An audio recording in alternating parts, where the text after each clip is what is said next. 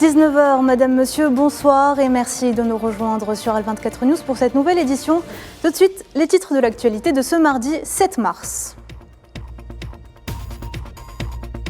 À la veille de la Journée internationale des droits des femmes, le président adresse une lettre aux femmes algériennes et réitère leur rôle fondamental dans le processus d'édification de l'Algérie nouvelle.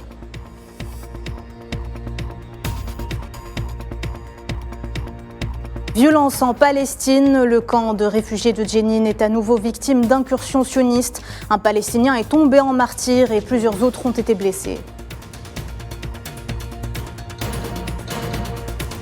C'est un mardi noir en France. Pour quelques heures, l'Hexagone a été gelé. Les syndicats ont joué leur va-tout pour faire abdiquer la réforme des retraites. À Paris, des émeutes ont éclaté entre forces de l'ordre et manifestants.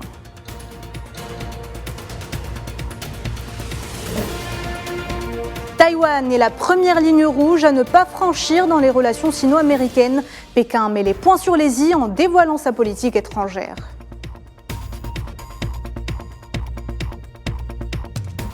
Le président algérien Abdelmadjid Tebboune a reçu ce mardi à Alger l'ambassadeur de Pologne Witold Spiridowicz pour une visite d'adieu au terme de sa mission en Algérie, indique un communiqué de la présidence de la République.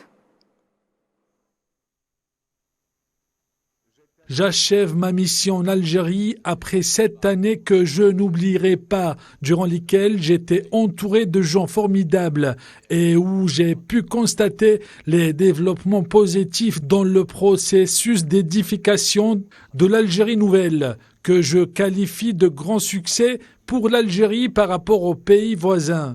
L'Algérie reste un pays stable et pacifique qui ouvre des canaux de dialogue avec tout le monde. L'histoire séculaire et les multiples richesses de l'Algérie sont les principales ressources dans lesquelles il faudra investir à l'avenir. Le rôle fondamental de la femme algérienne dans le processus d'édification de la nouvelle Algérie, souligné par Abdelmadjid Tebboune dans un message à la veille de la Journée internationale des droits des femmes. Le président algérien a réitéré sa détermination à honorer ses engagements devant le peuple en consolidant la place de la femme, notamment en matière d'autonomisation politique et d'intégration au processus de relance économique, en consacrant le principe de parité dans les postes de responsabilité et les hautes fonctions de l'État. Il s'est aussi engagé à assurer les garanties de protection contre toutes les formes de violence. Et le secrétaire général du ministère des Affaires étrangères, Amar Bellani, a reçu ce mardi le président de la Commission des Affaires étrangères au Parlement croate, Gari Cappelli. Une occasion de réitérer la volonté des deux parties et leur aspiration commune à développer et à élargir la coopération bilatérale, notamment à la lumière des consultations politiques algéro-croates réussies, dont la 3e session s'est tenue à Alger le 21 février dernier.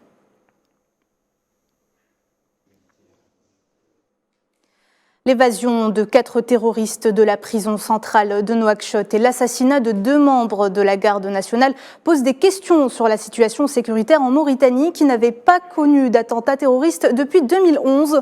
Dans une conjoncture géopolitique très mouvementée sur le plan international, la stabilisation de la région sahélienne est au cœur des enjeux du moment. Sofiane Baroudi. Depuis 2011, plus aucun attentat terroriste n'a été perpétré en Mauritanie, faisant du pays le lieu le plus stable de la région sahélienne. L'évasion de 4 terroristes de la prison centrale de Nouakchott et la mort de 2 membres de la garde nationale mauritanienne posent plusieurs questions sur les tenants et les aboutissants de cet événement. Alors que l'enquête se poursuit et qu'un dispositif sécuritaire d'ampleur a été mis en place par les autorités mauritaniennes. Nouakchott a plaidé pour une politique de dialogue basée sur la réhabilitation idéologique conjuguée à l'intensification de l'action sécuritaire afin de lutter contre le fondamentalisme. La stratégie mauritanienne a été opérante de l'aveu général, à l'exemple du secrétaire d'État américain Anthony Blinken qui a salué les résultats probants obtenus par la Mauritanie dans le champ de la lutte antiterroriste.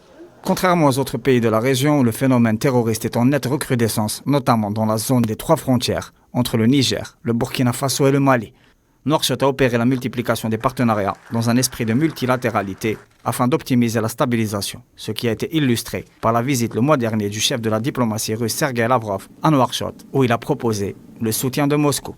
Pour rappel, la Mauritanie préside le G5 Sahel depuis la dernière réunion tenue en N'Djamena au Tchad.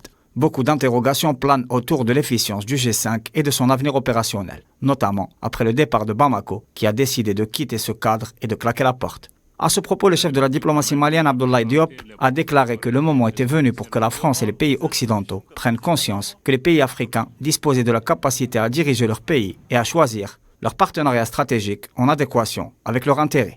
Dans ce sillage, l'Algérie et la Mauritanie ont entériné le renforcement de leur coopération sur plusieurs volets, à l'exemple du champ sécuritaire, économique et commercial, dans l'objectif d'accélérer l'intégration régionale et de promouvoir un horizon de paix et de stabilité. Le chef du gouvernement d'union nationale libyen, Abdelhamid Beiba, a reçu ce mardi l'envoyé spécial de l'ONU dans le pays, Abdoulaye Bathily. Au cours de la réunion, Bathily a présenté à Beiba un résumé de ses tournées régionales et internationales et les résultats de ses réunions à New York, soulignant qu'elle soutenait son projet d'organiser des élections, car c'est l'objectif principal du travail de la mission. Le chef du gouvernement d'union nationale a affirmé son soutien aux mesures prises par la mission de l'ONU, qui travaille sérieusement et continuellement avec les partis internationaux pour parvenir aux élections dans le pays.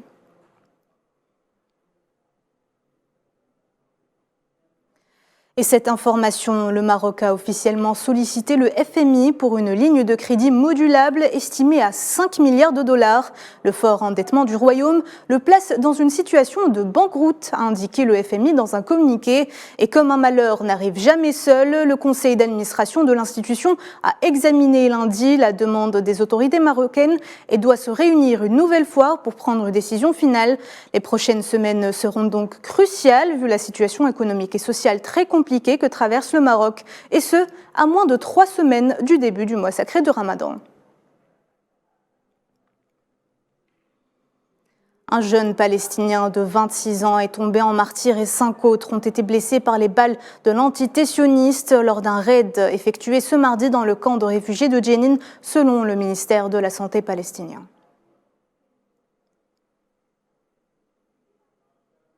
Toujours en Palestine, avec ces nouvelles incursions, des dizaines de colons ont pris d'assaut la mosquée d'Al-Aqsa sous haute protection sioniste à la veille des célébrations d'une fête juive. Des organisations extrémistes sionistes avaient lancé plusieurs appels pour mener des attaques collectives contre la Sainte Mosquée. Le ministère des Affaires étrangères palestinien a mis en garde contre les dangers des appels lancés par des organisations sionistes extrémistes à mener des incursions massives dans la mosquée Al-Aqsa, et ce à la veille des célébrations d'une fête juive. Comme je vous l'ai dit, la diplomatie palestinienne a tenu le gouvernement sioniste entièrement et directement responsable de ces incursions et exigé une intervention internationale et américaine pour y mettre fin avant qu'il ne soit trop tard.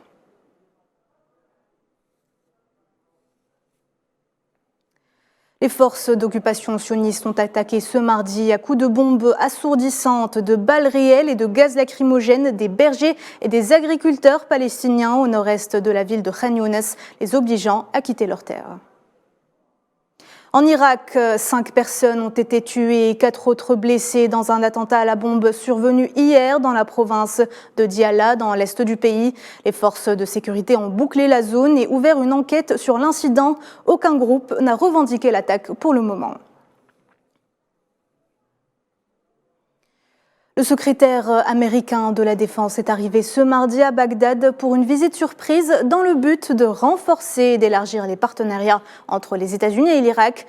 Lloyd Austin a également affirmé que les militaires américains déployés dans le cadre d'une coalition internationale antiterroriste peuvent rester dans le pays à l'invitation du gouvernement irakien. Pour rappel, cette visite intervient au moment où le pays commémore les 20 ans de l'invasion américaine qui renversa Saddam Hussein.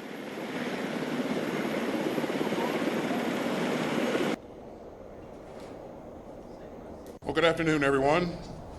It is great to be back in Baghdad today. Bon après-midi à tous. C'est formidable d'être de retour à Bagdad aujourd'hui. Et je voulais juste dire quelques mots sur notre travail en cours ici. Je viens de conclure une réunion productive avec le Premier ministre al-Soudani et le ministre de la Défense al-Abbasi. Ce n'était que le dernier contact de haut niveau entre nos gouvernements. Et tous ces engagements soulignent la volonté des États-Unis à élargir notre partenariat avec le peuple et le gouvernement irakien. Nous sommes profondément déterminés à faire en sorte que le peuple irakien puisse vivre dans la paix et la dignité avec sûreté et sécurité et avec des opportunités économiques égales pour tous. and dignity, with safety and security, and with economic opportunity for all. En Syrie, l'aéroport d'Alep au nord a été visé ce mardi par une frappe aérienne de l'entité sioniste qui l'a mis hors service. La ville d'Alep a été durement frappée par le séisme qui a dévasté le 6 février plusieurs régions de Syrie et de la Turquie voisine.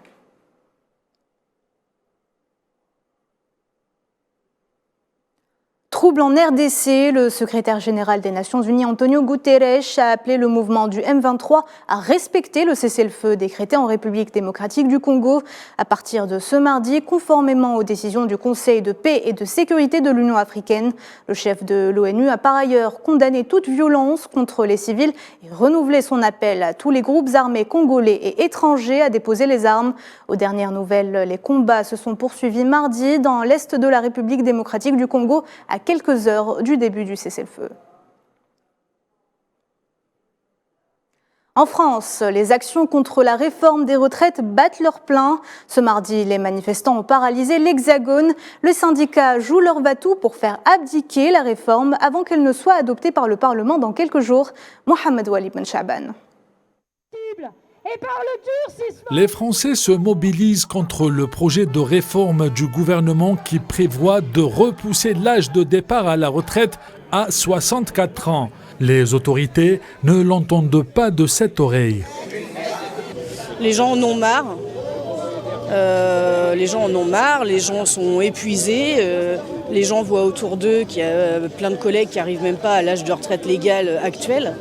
Donc comment espérer qu'ils aillent jusqu'à 64. Donc, puis nous, c'est 64. Et puis les années à venir, nos enfants, ça sera quel âge ?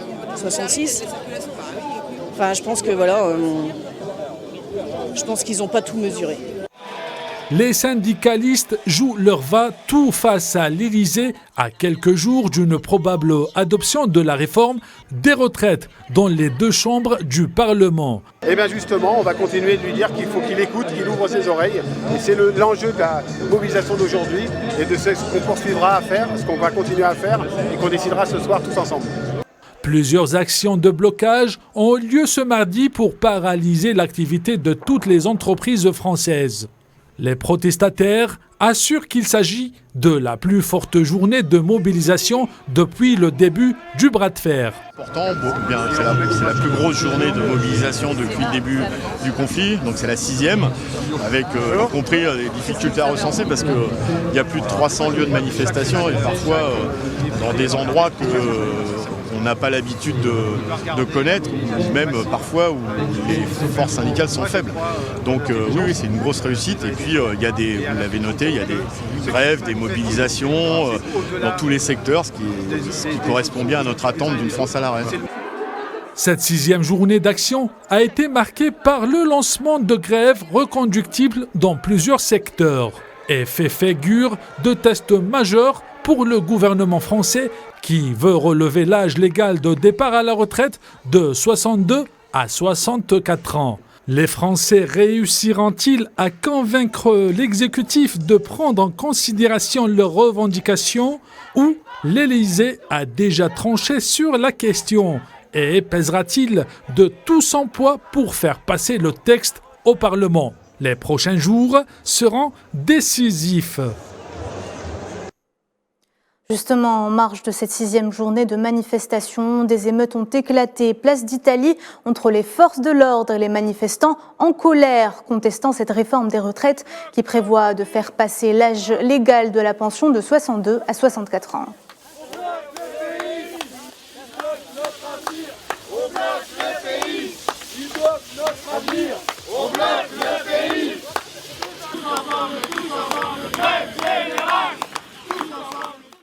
Le secrétaire général des Nations Unies se rend ce mardi à Kiev, entamant ainsi son 3e voyage en Ukraine depuis le début de l'opération militaire spéciale. Antonio Guterres s'entretiendra demain avec le chef de l'État ukrainien Volodymyr Zelensky, afin notamment d'évoquer la poursuite de l'accord sur les exportations de céréales ukrainiennes. La prise de la ville de Bakhmout, épicentre de combats acharnés dans l'est de l'Ukraine depuis des mois, est nécessaire pour la suite de l'opération militaire spéciale. C'est ce qu'a affirmé ce mardi le ministre russe de la Défense, Sergueï Shoïgu. Ces dernières semaines, les forces russes ont enregistré de légères avancées et contrôlent les accès à la ville au nord, au sud et à l'est.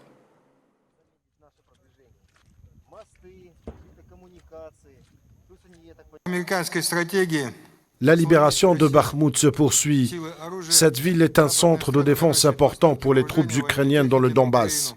La prendre sous contrôle permettra de nouvelles actions offensives en profondeur dans la défense des forces armées ukrainiennes. À cet égard, l'indifférence à son peuple dont fait preuve le régime de Kiev, qui ne tient pas compte des énormes pertes humaines pour plaire aux Occidentaux, est surprenante, alors que notre priorité reste la préservation de la vie et la santé du personnel et des civils. Nous continuerons à mener des missions dans le cadre de l'opération militaire spéciale. Première session de la 14e Assemblée populaire en Chine. La question de Taïwan est au cœur même des intérêts vitaux du pays. Jeanne Chanhui, journaliste CGTN français, nous résume cette journée depuis Pékin. La conférence de presse a été très riche avec plusieurs sujets abordés.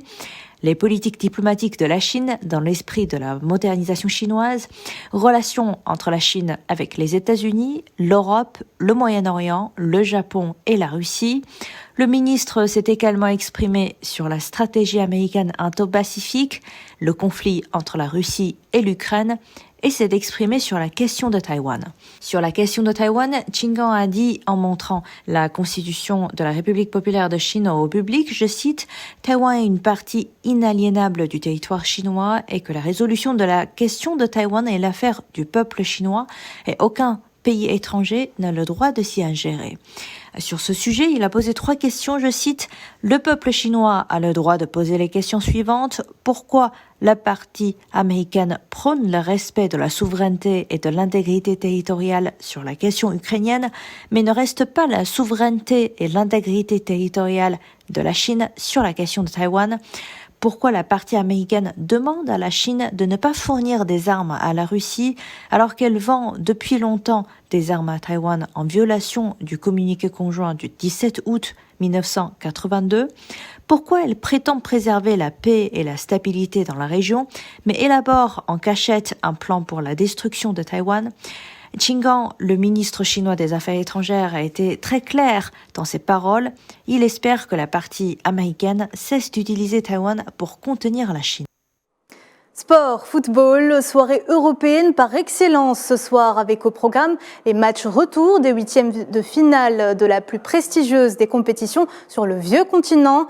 Les yeux seront rivés en ce début de soirée sur Stamford Bridge où Chelsea sera opposé au Borussia Dortmund au stade de la Luz. Le Benfica à Lisbonne s'expliquera avec les Belges du FC Bruges pour une place au prochain tour. Faisal Salah nous en dit plus.